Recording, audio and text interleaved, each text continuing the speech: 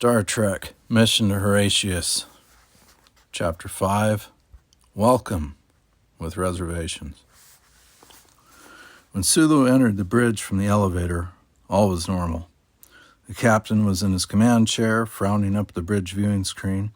Spock was at his library computer station, and Uhura at her communications station, touched dials and switches. Various other crewmen and officers of the Enterprise were at their posts.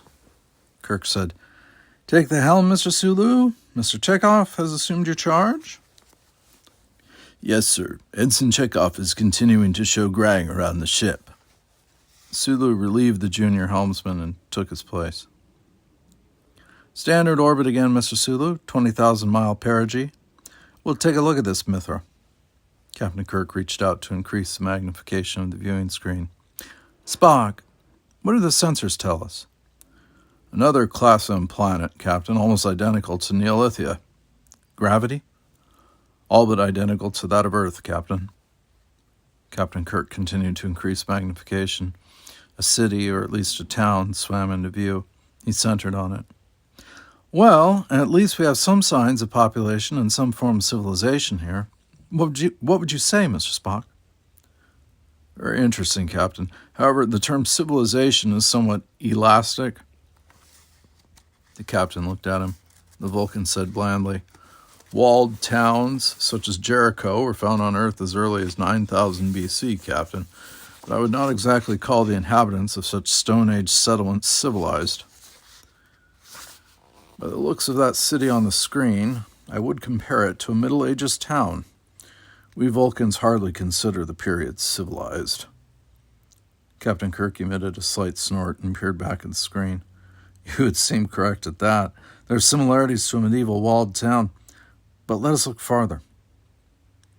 As it continued to orbit Mithra, the captain periodically increased and decreased magnification of the viewing screen as he scanned the planet.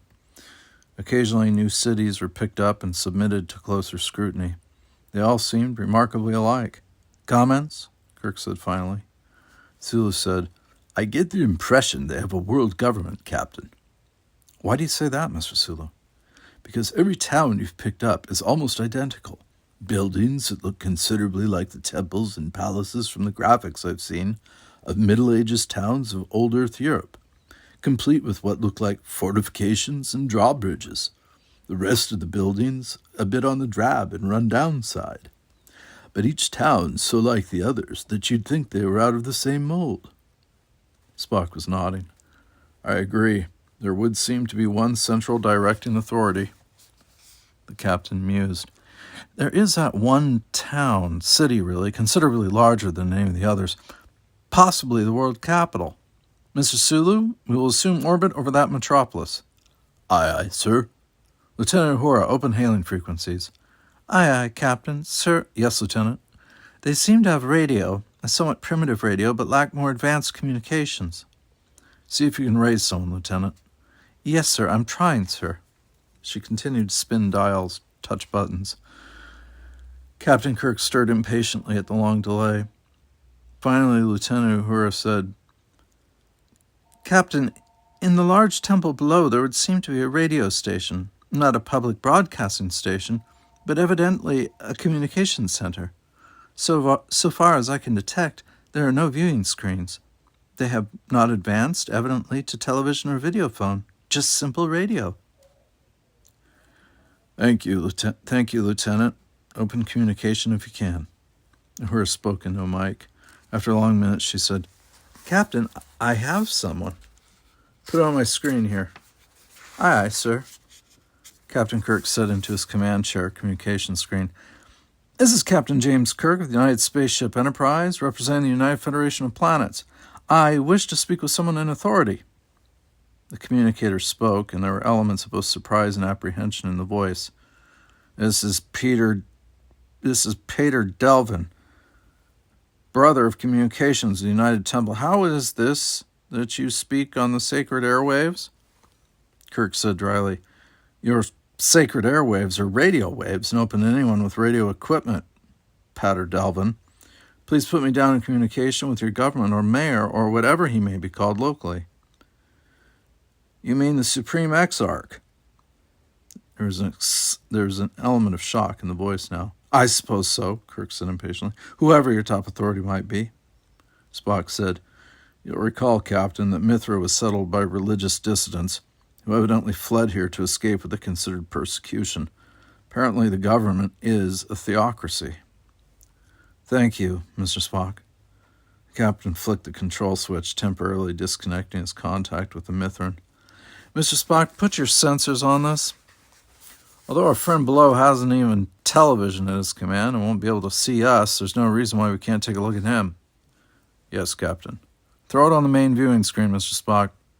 Spock moved deft, long fingers, and the interior of a room appeared on the screen above. Most interesting, Spock said. They were looking into what seemed to be an odd mixture of a monk's cell and an early radio shack. One robed figure was at the moment leaving the room. Another sat before a radio transmitter, his eyes wide. He was a heavy man in his middle years, large of paunch, heavy of jowl. Kirk said to Uhura Riley, Your opposite number could use a bit of exercise, Lieutenant. He took up a hand mic and said into it, Who is the Supreme Exarch? They could see the monk-like figure jerk when the voice came through the receiver. Why, the Supreme Exarch is the extreme holy of the United Temple. Sulu said, They've got a theocracy, all right. Two new figures hurried into the radio room so far below them. One of the two was a younger man, garbed much as was Pater Delvin, but the other was a tall, vigorous type, dressed in unbelievably rich garments. He bore an air of command as though born to it. What nonsense is this? The newcomer called out sharply to the radio man. A call from out of the blue, Your Holy. Perhaps we're in communication with the Ultimate. Don't be a fool, Delvin. Here, give me that. He snatched the mic from his underling, and snapped into it. Warren, Supreme Exarch of Mithra here. Kirk said, Your Holy, this is Captain James Kirk speaking. I am in command of a United Federation of Planets starship now orbiting your world. We have come in response to a subspace distress call received by our Starfleet Command. On the screen, the other, unaware of being observed, let an expression of thoughtful concern come over his face. He considered a moment before answering. Then, You speak riddles. I know of no Federation, nor of a Starfleet Command. Kirk said, It would seem your planet was settled while the Federation was in its infancy, or before. For your information, your fellow men have spread over a considerable portion of the galaxy. To help in its administration, there are at present 17 strategically located Starfleet command centers. The Enterprise is but one of the starships continually patrolling the world settled by humanity. The other's face worked in thought. He said, I fear you are trying to cozen me for whatever ulterior motives. I suspect you are the space pirates who attack us continually. Space pirates, Kirk blurted out. Do not think me childish, you who call yourself Captain Kirk. You are undoubtedly aware of the raids upon our towns and the kidnappings of our churls. Churls? Kirk said questioningly. Thus far, the other's Earth basic had been excellent. Spock explained, An archaic term meaning serf, Captain. Thank you, Mr. Spock, Kirk said, turning toward him. I sometimes suspect you spend your off hours studying dictionaries and encyclopedias. No need to study such works, Captain, Spock said mildly. A single perusal is usually sufficient. Kirk turned back to his mic and said, Far from being the space pirates you mentioned, we have come to assist you against them, whether or not it was you who sent the distress call. You see, we have just come from your sister planet, Neolithia, which is also beset by these same enemies. I know of no planet Neolithia. And understand this, you who call yourself Captain Kirk. Long years ago, we of Mithra were transported here in the sacred arks to escape the evils of Earth, as once the extreme holy Noah escaped the evils in his ark of antiquity. We want nothing of your so-called Federation, nor of you and your evil vessel, Captain Kirk. Captain Kirk made a face of irritation. See here, he said. As a captain of a starship, I am an ambassador of the Federation and carry appropriate powers. A distress signal on Earth Basic came from the star system. With your permission, I hope to trace it down. As representatives of humanity in its most developed form, we consider ourselves morally committed to assist man, no matter where he is spread. You admit to being raided by space pirates. Your sister planet Neolithia has similar problems. We are here to solve them. The other was obviously agitated and beset by conflicting opinions. Kirk watched his face closely. There was something here he couldn't quite put his finger upon. Warren, the Supreme Exarch, replied, "And I tell you that we do not want your assistance," Kirk said very evenly. "We have no particular reason to believe it is not your people who are attacking Neolithia and its backward culture. I urgently request permission to land and investigate in the name of the Federation." "You have no right to make such a request," Kirk sighed. "Forgive me, Your Holy. I assure you my orders do not allow me to interfere with your internal affairs or your religion. However, we are most anxious to assure ourselves that the distress call didn't come from Mithra, and that you are innocent of the raids on Neolithia. Given such assurance, the Enterprise will immediately leave." A look of quick rage passed over the other's face, but there was thoughtfulness there as well.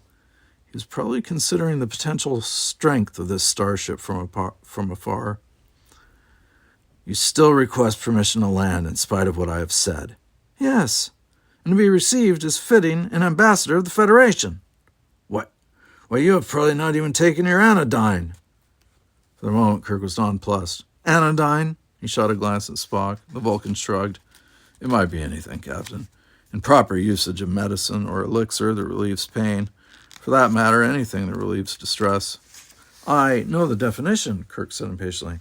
"But, as you say, it might be anything in this case." He turned back to the mic. "What is anodyne?" The other was shocked, or did he just pretend to be? Kirk wondered. He had an advantage over the Supreme Exarch. He could see his face, unbeknown to him. Although the voice came through as though unbelieving, the expression didn't match. "No person on Mithra but takes his anodyne each day. It is a sacred ceremony. It is against our beliefs that anyone upon Mithra not take his anodyne." Why, the other's eyes narrowed. "You said it was against your Federation's rules to interfere with religious beliefs." Kirk took a deep breath. "That is true. It is against General Order Number 1. However, my crew and I hardly violate your religious beliefs by our not taking your anodyne." The other said stiffly, "That is not how we interpret it. If you desire to land, you must accept the Holy Communion of anodyne." Kirk had had enough. He snapped, "Certainly we can discuss that upon my arrival. With your permission, within the hour, I, as ambassador from the Federation, will land with a party of my officers. We will expect to be suitably received." The other was obviously upset, but snapped in return, "Very well." Kirk cut off the mic. Spock said, "A most interesting individual." Captain Kirk shot an irritated glance at him. "I suspect you would find Lucifer most interesting, Spock." The Vulcan's eyebrows went up. "Indubitably, Captain Kirk." Captain James Kirk looked about his small group of officers gathered in the transporter room. Commander Spock, Senior Ship Surgeon McCoy, Lieutenant Commander Scott, Ensign Chekhov, all were in regular uniform, complete to rank designations and even decorations. None bore obvious sidearms. Kirk was saying, "I need not emphasize the delicacy of the situation. The person who seems to be Chief of State of Mithra has taken a rather dim view of our landing." Montgomery Scott said, "Captain, are you sure my presence is needed? Work in the engineering section is piling up a wee. We've been too long out without a major overhaul. Even the Enterprise's bonny engines need the sort of work only a starbase can provide, from time to time." Dr. McCoy snorted. "It's not just your engineering section, Scotty. Every department on the ship is falling apart. What's more..." "That'll be all, Bones," Kirk said wearily. "I'm afraid you'll have to come along, Scotty. We'll be wanting to check out their degree of technology. Do they have space travel? If so, perhaps Mithra, in spite of its cloak of religious sanctity, is the source of the raiders." He looked around at the others. "You're carrying your phasers?" All nodded. Chekhov patted his tunic, as though double-checking. The captain looked at him. "Mr. Chekhov, we'll have none of your trigger happiness on this mission. We use our phasers only as a very last resort." "Yes, sir." The captain looked at the transporter officer. "Very well. Beam us down to that square immediately before the temple or cathedral, or whatever it is." "Aye, aye, sir." The 6 officers of the Enterprise materialized before a towering temple that architecturally was a strange combination of Roman, Gothic, and perhaps Byzantine. A square, several acres in extent, spread around them. In the background were buildings obviously devoted to governmental and business matters, all of them drab in comparison to the highly ornamented religious building which dominated all. Through the square swarmed hundreds of hurrying citizens going about their business. Spock said, "Most interesting." Kirk looked at him. "Something out of the way, Mr. Spock?" I had formed the opinion these people were backward in their technology. However, here we materialize in a manner one would think magical to them, but they pay us no attention whatsoever. It was true. The Mithrans noticed the men from space only to the extent that it was necessary to detour about them in order to continue on their way. Chekhov said, "They seem happy enough?" Dr. McCoy growled, "They seem too happy, if you ask me. They're all obviously as pleased as punch.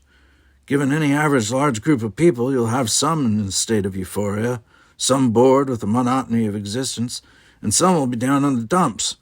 But all these pedestrians are smiling away like Cheshire cats." It was true. The incurious Mithrans passed by were all on top of the world. The group from the Enterprise watched for a time, scowling in puzzlement. Finally, a voice from behind them said coldly, "You are the intruders from space?" They turned. The speaker was a man in his middle years, garbed in flowing robes, with various ornamentations from a bejeweled belt to a golden chain about his neck. His fingers were heavy with rings. He made a strange combination of robed religious austerity and ostentatious display of finery. Behind him stood two younger men, both more simply arrayed, their hands tucked into the sleeves of their robes. Kirk said formally, "I am Captain Kirk of the Enterprise, Ambassador of the Federation, and these are my officers?" The other said still coldly, "And I am Pater Stewart." He looked about, puzzled. "Where is your vehicle?" Kirk smiled. "Back on the Enterprise." The other obviously didn't understand, but he said, "You have taken your anodyne today?" "We don't even know what it is," Dr. McCoy said, not bothering to disguise his irritation. "Then you are not welcome upon Mithra." Kirk said, "See here, we've already been through all this with the Supreme Exarch. I suggest you take us to confront this Warren, whom you call the Extreme Holy." "He has sent me to bring you to him," the other said, turning to lead the way in the direction of the looming temple. Chekhov said to Scott from the side of his mouth, "Did you notice? This character looks perfectly normal. In fact, on the sourpuss side. But the two younger ones both have that silly happy look on their faces." Scotty snorted, but obviously accepted the statement. In speaking to each other, they had almost missed the development that had stopped Captain Kirk, Spock, and Dr. McCoy dead in their tracks in shock. In turning abruptly, Pater Stewart had stepped into the path of one of the hurrying, blankly smiling Mithrans. They collided, and the berobed temple monk stepped back and glared. As though rehearsed, his two assistants brought their right hands from their robe sleeves, and in unison, hand glared. For the briefest of moments, the inadvertent transgressor stood there as though unharmed. Then his figure grew vague, translucent, transparent, and suddenly was gone. To the very last, the happy expression remained on his face. Captain Kirk snapped, "Stop!" But it was far too late. The temple monk looked at him in mild surprise. "That man! You've killed him!" Kirk snapped. Pater Stewart said, "He was but a churl." "But you killed him! At least your men did." "You're mistaken, my son. I would know better had you taken your anodyne today. He has gone to the ultimate, to exist in everlasting peace and tranquility." Why, you cold-blooded murderer!" Scott blurted out. Captain Kirk's facial expression made it overly clear that he also was enraged. However, he said, "That'll be all, Mr. Scott." To the temple monk, he added, "Lead us immediately to the Supreme Exarch." Pater Stewart turned again, his own face amused, and resumed the way. His assistants followed, their weapons back in their sleeves again. "Some religion," Chekhov fumed. Spock looked at him. "Religion need not be benevolent," he said mildly. "In fact, on the majority of the planets whose history I've delved into, I find that early religion is more apt to be based upon devils than gods, and even when gods evolve, the early ones are inclined to be a bit devilish. Have you ever heard of the Vulcan god Maripol? No, Chekhov muttered, still upset by what he had witnessed. As a Vulcan, I am somewhat reluctant to admit that my ancestors once worshipped at his shrine. However, speaking as a student of history, I find him most interesting. When it stormed, or when there were other manifestations of nature, such as earthquakes or floods, he could be placated only with the blood of twins. The people, in their terror, sought everywhere for these unfortunates, so that their hearts might be torn out on Maripol's altars. No, some terrible things have been done in the name of false gods and false beliefs. You think in terms of the gentle Jesus of Nazareth, but in the far past especially, gods were not prone to be particularly gentle. This isn't the far past, Chekhov muttered. Spock's eyebrows went up, and he looked about the square even as they walked. On Mithra, perhaps it is, he said. As they approached the portals of the great temple, the group from the Enterprise were still fuming, but holding their peace. They entered an interior of oriental splendor, little resembling an establishment of religion. Indeed, none of those present seemed to be there for the purpose of worship. Those not in robes were dressed in what was obviously servants' livery, and wore the expression of bemused happiness as they hurried about their tasks. Of those who wore religious garb, the younger and less ornately dressed also seemed to be of the same happy character. Dr. McCoy murmured to Kirk, "Jim, I'm beginning to get an idea about this so-called anodyne." And James Kirk murmured back, "Undoubtedly the same one I'm getting, but the population of a whole planet? Why not?" Their gaudily berobed guide led them to the right, to a heavily carved door guarded by half a dozen of the brightly smiling young men who were evidently acolytes. Kirk said softly to his chief engineer, "Any opinion on that weapon we saw used, Scotty?" Scott whispered back, "Undoubtedly an early form of phaser, Captain. Not as developed as the type we carry, and bulkier, but whoosh, man, by the looks of what we saw, just as deadly." And evidently they have no prejudices about using the things on any provocation whatsoever. The guards made no effort to hinder their progress. In fact, two hurried to open the door for the small procession. Inside the new chamber, obviously a reception hall, the ostentatious display of wealth was even more pronounced. Chekhov muttered, "Some religion." They proceeded to another, smaller door, guarded by two of the acolytes, and Pater Stewart turned and said coldly, "You enter the presence of the extreme holy, Warren, the supreme exarch and representative on Mithra, the ultimate." There seemed no answer to that. The door swung open. If they had been impressed before by the luxurious surroundings of this temple, it was as nothing compared with what now confronted them. They were bedazzled.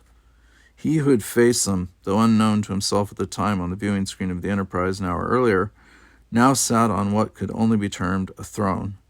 The element of which it was constructed was unknown to the Federation men, but it had a rich mother-of-pearl quality that was all but breathtaking.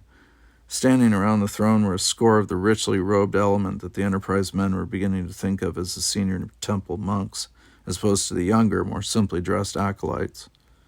Captain Kirk, slightly in front of the others, came to a halt. The rest of the group stopped before the throne and bowed. Kirk said, "Captain James Kirk, ambassador from the United Federation of Planets." The Supreme Exarch said, "I have already informed you that you are not welcome upon Mithra, Captain Kirk." Kirk said, "That does not surprise me, Your Extreme Holy. We have been on your planet's surface less than a quarter of an hour and have already witnessed as cold-blooded a murder as our eyes have ever seen." The other frowned his puzzlement. Pater Stewart said unctuously, "It was necessary on the square to send a churl to the ultimate." "Oh," the Supreme Exarch shook a bejeweled hand in dismissal of the matter. "A churl." Dr. McCoy said, "A member of the human race, whose life was just as important to him as yours is to you." "Indeed." The religious head looked down at the doctor in amusement. "On Mithra, we do not think it so. Did you see the churl's face at the moment of his meeting the ultimate?" The doctor scowled. "Did he not seem ultimately happy at the time?" Dr. McCoy's face worked in irritation, but for the moment he held his peace. The Supreme Exarch pursued his point. All men die sooner or later, including you from the Federation. Let us hope that when your time comes, you will meet the ultimate as happily as did the churl, and as happily as do all men here on Mithra. His eyes returned to Captain Kirk. Since speaking to you on the sacred airwaves, by means of which we of the United Temple communicate through all Mithra, I have had a change of opinion, Captain. I have decided to accept your assistance against the space pirates.